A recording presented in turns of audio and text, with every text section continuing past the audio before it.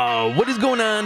You already know it's Orlando, and today, yo guys, we got some big news. We've got a bunch of brand new news for 2K20, so I just kind of wanted to go through it all for you guys, so you guys are up to date to all the new 2K20 news. I mean, if you guys already heard, we're getting a bunch of, my team news this upcoming week. But right now, man, the devs have been really active on Twitter, and I really just wanted you guys to know what they're talking about on Twitter, so you're up to date. If you had any questions about 2K20, maybe they answered it. So we're gonna go over all of that. And as y'all can see, we know something about the My Park rep and the rep rewards. So without further ado, let's just get right into it. If you're looking to buy or sell a 2K account, make sure you hit up Sports TMB, the most reliable account service in the 2K community.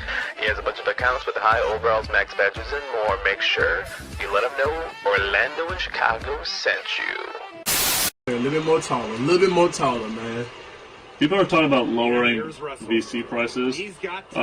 Remember, guys, that Cash and I talked about this earlier. You can respec all your builds. So, if you don't want to build 17 my players, you don't have to. You can respec them. So that'll save you VC right there. We're starting off with some big news from Ronnie2K. You heard him himself. We're going to be able to save a bunch of VC this year because with our my players, you know how you would make a one player, he'd be like 6'6", and you max out his jump shot, but you didn't max out something else. And then later on in the year, you're like, damn, I wish I would have, put some of these attributes in dunking instead of shooting. And then you had to remake your player and make them the exact same way, but just change a couple things and spend, $50 on a brand new player. Well, this year, you won't have to do that because if you want to change anything on your my player, you always can change something on your my player. You can change their attributes whenever you like. That's what Ronnie said, and he's Ronnie, so he has to know the truth, so it has to be the truth. So if you make a build and you guys mess up his attributes, now you guys know you guys can change them around and make them right without spending money or making a new player. All right, guys, we have 3 new images for the My Park rep and rep rewards, and we're just gonna go through them real quick and see what we know about 2K20 now. From this image right here, as you guys can see, it shows trike and it's locked and it shows a bunch of animations. But if you go to the bottom left corner, it says required Elite 1 rep. So you need an Elite 1 rep to unlock these animations, and I guess you need an Elite 1 rep to unlock the trike. So they might have brought back, the Pro, Elite, All-Stars, Legends. Maybe they brought all of that back for the new Park rep system. We don't know yet, but as y'all can see, Elite 1 rep, and the rep is all in caps, and I think they're bringing the rep system back. Hopefully it's not like last year's My Park rep. I don't really think it is because obviously they're giving us rewards now to repping up, and the rep is capitalized, so it has to be legit. It's gonna be something good. I feel it. Anyways, let's go to another image over here. As y'all can see on this image right here, the dev has a ton of VC, and y'all can see on the top left, it says tandem. That looks like it's going to be another vehicle rep reward. And we're going to get right into the other image right here. It says the neighborhood emotes, and it shows 5 vehicles in the image here. It says BMX bike, lowrider bike, hoverboard, tandem, and trike. So I believe, the tandem and trike they're 2 new things for 2K20. If you guys don't know what they look like, I'll throw them up on the screen. Here's a trike, here's a tandem. Yeah, And supposedly coming from people all over Twitter, there's supposed to be some crazy vehicle-wise big park rep reward as one of the top rep items. And that obviously has not been leaked yet. We don't know what it is, but hopefully it's something good. But besides that, let's just get right into the questions that people were asking Mike Wang and another dev. And let's see if these answer any of your guys' questions you guys had out there in your head, Maybe they already answered it. So let's start off with the first question. Austin asked Mike Wayne, I'm dying to know if my whole team puts floor general, do we all get a 16 boost to all offensive stats? You guys didn't know, man, the floor general boosts all your teammates' stats depending on what floor general you have, depending on if you have bronze, silver, gold, Hall of Fame, it goes 1, 2, 3, 4. And Mike Wayne responds by saying, no, the team will get the boost of the highest badge level available amongst the players. They don't stack.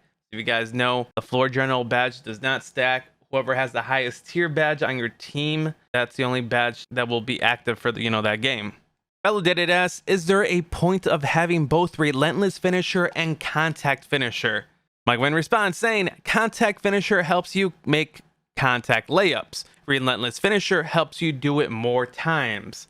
Mike Wayne said this, Deadeye only protects against late closeouts. Defender not there when you start your shot, but closes late and gets a hand in your face. Steady Shooter helps nerf the impact of defenders who are there at the gather and release at the cost of hurting you if you only take open J's. He also said good shot selection is still king. Deadeye and Steady Shooter won't save you if your game is predicted on forcing bad shots. So he was talking about, Deadeye and Steady Shooter. And Steady Shooter, if you guys didn't know, is kind of like an iffy badge because it actually brings down your open field goal percentage. If you're, wide open and you shoot and you have the Steady Shooter badge equipped, your percentage for wide open shots is lower, which is crazy. So I don't know if I'm going to want to put that on my shooter, Turn Up asks, does Acrobat only help with switching layups in mid-air and reverse layups? Because I feel there's no need for it with Contact Finisher helping you finish tough layups. Mike Wang responded saying help with those, but also the other advanced layup types, Euro, Cradle, Spin, etc. Fancy footwork helps you get by defenders during the gather. Acrobat helps you finish the shot. Does Quick Draw affect pull-ups and fadeaways? Yes, it affects all jump shots. That's a question I actually wanted to know because, if you're going to do a pull-up or a fadeaway, now if you have Quick Draw equipped, those jump shots will be a quicker release. So maybe that'll be handy for you, shot creators. Can you explain the relationship between the Slithery badge and Contact Finisher? I'm scared if I equip Slithery that my player will try to avoid contact dunks, layups if I equip both. Slithery Finisher will help you evade the contact altogether, which is ideal for attacking the rim. Contact Finisher will help you make shots when you do take contact from defenders. Most slashers will probably want both. If you guys didn't hear earlier this week, Mike Wang was tweeting out saying how a big man won't have access to all the custom jump shots, but he tweeted out later saying, update, we will no longer be locking out jump shot animations based on height weight for the final game, so don't let that impact your build making decision. And then Random asks, it says I gotta be a 95 to 86 ball handling for one of my builds. Does that mean when we upgrade it chooses what gets upgraded, or are we gonna be able to upgrade exactly what we want when we want? And Mike Wayne responded saying you can upgrade your ratings in any order, meaning when you first get the game and you have all your attributes, say you have 50 attributes available to upgrade, you can completely max out your ball handling or your shooting or whatever you want. It's not like last year where it's capped. It's uncapped. You fill up whatever your build player is maxes out to. You can do it whenever you want. It's actually really cool. I like how you can just put your attributes wherever you want. And you don't have to wait for like a 95 overall to unlock 86 ball handling anymore, What's the difference between ankle breaker and tight handles? Is one more effective than the other? Do they work hand in hand? Do boosts trigger more ankle breakers? Does boost trigger more ankle breakers? I think he meant. But Mike Wang responded saying ankle breaker helps you drop off defenders with driving moves that change direction hard. Tight handles allows you to stun defenders and beat them with a first step after sizing up. So they both work differently. Does the clutch shooter badge do anything in park? The description makes it sound like it's only for Pro-Am. And Mike Wang responded saying yes. That means maybe if you're down by 2 in a park game, and if you have a Hall of Fame clutch shooter and you give that man the ball, he probably gets like a boost on stats, probably a plus, who knows, 10 maybe, who knows. We don't know what the plus is, but I think that badge might be pretty key for some, shooters out there for them close games. But it's cool that it's going to be for park and Pro-Am. It's going to work in every game mode. Can someone please answer this? Does hot start only apply to the first shot period, or does it start whenever you make a shot and continue from there? I'm a little confused. Does Steady Shooter help or hurt open shots? Hot start kicks in as soon as you make your first shot, but it has to be your first attempt. Doesn't matter when. Steady Shooter will actually lower your open field goal percentage slightly, but will help mitigate the penalties of shooting contested. That's what I explained a little bit earlier. Is that first shot is a layup dunk? Does that count as well? No, it has to be a jump shot. So Hot start is only for, shooting, no layups or dunks. It does not count. What does the shot close rating actually affect? And this is actually a good question. A lot of people don't understand like what counts as a shot close. Mike Wayne responded saying scoring in that 5 to 10 foot range. And yes, standing layups do count as well, guys. So if you're doing a standing layup or you're like, 5 to 10 feet away from the basket, that's considered a shot close. And then someone asked Mike, what is your thought process behind changing your mind about the jump shot lock for bigs? I think most of us who were looking forward to some balance deserve an answer. And Mike Wayne responded saying, it wasn't a choice, technical reasons out of my control. I have a couple of other ideas that help keep stretch bigs in check. And I don't know, hopefully, he doesn't do that because I want to make a stretch big. But if not, I can always make other builds. When upgrading our player, can we choose what we want to upgrade first, or do you unlock what you upgrade like in 19 and 18? Yes, you can upgrade whatever you want off rip. I explained that earlier in the video, so you guys can upgrade whatever you want, whenever you want. And then Mike Wing answered one of my questions earlier this week that I really wanted to know. I'm sure a lot of you guys are interested. Did the quick draw badge replace being able to choose the speed of our release when picking a jump shot? And he said yes. So now the only way to speed up your jump shot is to use up one of your badge slots. And that's with the quick draw badge. You guys are going to have to equip it if you like to shoot fast. If you guys don't really care about the speed of a jump shot, then it doesn't matter to you guys. What does your driving dunk attribute need to be to get contact dunk animations? You need a minimum of a 41 to even consider dunking with people around. If you want to catch bodies, I'd recommend doubling that and equipping contact finisher. The actual contact dunk animations unlock at different ratings based on the content. And then that's pretty much all Mike Wayne talked about this week. But we have another dev, Zach Timmerman, who was really active on Twitter this past week. And let's see what he said this week. The badges you're messing with and adding to your player in the demo are not locked to your player. When you bring him to the full version of the game, you'll have free reign to make new decisions with your badges in the main game. So yeah, a lot of people had questions about that.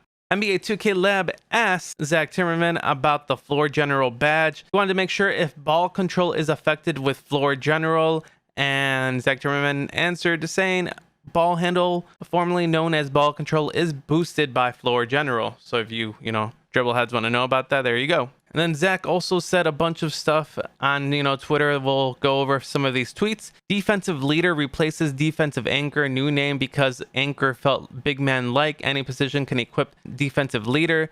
If a defensive build boosts teammate defensive abilities while on floor at Hall of Fame only, allows defensive leader to see potential shot percentages of players where they stand prior to shooting. So the defensive anchor badge will let you know what a player, if you have it on Hall of Fame, what a player is going to be able to shoot when they're on the floor, or prior to their shooting when they're standing there, which is pretty OP. That's pretty cool, And then he also said, if you haven't noticed yet, floor general is similar but for offense, boost offensive abilities for teammates when when floor general is on the floor, and at Hall of Fame only, allow user with floor general badge to see potential shot percentages of teammates where they stand prior to shooting. And he also confirmed that yes, that works in the park and pro-am, so people who have floor general or defensive leader are going to be able to see these shot percentages of other players, which is pretty cool. Is there a badge that drops opponents' badges like defensive stopper? And Zach pretty much confirmed saying, we no longer have badges that are designed to drop the badges of opponents. Does Intimidator essentially just drop attributes? It drops the shot chance by a certain percent. Does Hall of Fame floor general give your team more field goal boost than gold, or does Hall of Fame just give you the percentage? It boosts attributes, so naturally your teammates will shoot better. Does a floor general badge stack up if multiple players have it, or just one boost per team? We already went over this. You'll get the boost from whichever teammate has the highest tiered floor general badge. It does not stack. And those are all the questions the devs answered for the community this week on Twitter. They gave us a lot of information about the game. A lot of questions were answered, and there we go, guys. That is the video for today. Make sure you guys drop a like, comment, and subscribe to the channel for some more 2K20 content. But for right now, guys, I'm the Yo, and I'm out. So you find your way back home.